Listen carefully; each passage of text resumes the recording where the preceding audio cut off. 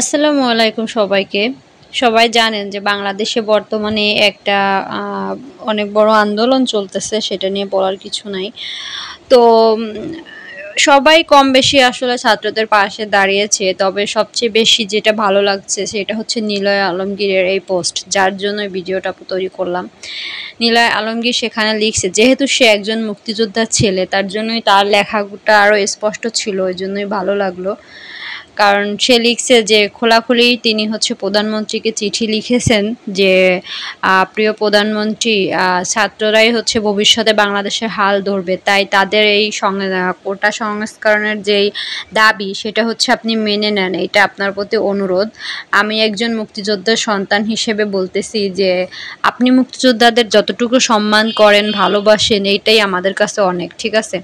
তো আসলে এটাই বোঝাচ্ছে যে সে ছাত্রদের পক্ষে আছে এবং ছাত্ররা যে আন্দোলনটা করছে, ছাত্রদের পাশে থেকে সে আন্দোলনে ছাত্রদেরকে সাপোর্ট করছে, ঠিক আছে? এই জিনিসটা অনেক ভালো লাগলো। কারণ অনেকে দেখতেছি আসলে কি, অনেক বড় বড় আছে লেভেলের সেলিব্রিটি যারা হচ্ছে মানে সাপোর্ট করতেছে না, এমনকি পাশে আছে কি নাই মানে না হয় কিছুই প্রকাশ করতেছে না। আসলে নিজের ভিতরে যেটাই থাকুক, হ্যাঁ বা না, সেটা আসলে প্রকাশ করা উচিত। হ্যাঁ, তো আসলে হয় না যে আসলে কি চিন্তা ভাবনা করে এরা যে কোনো কিছু বলতেছে না, জানি না। এমন অনেকের নামই বলতে পারি যারা হচ্ছে কোনো কিছুই বলতেছে না যে হ্যাঁ এটার পক্ষে আমরা আছি বা নাই।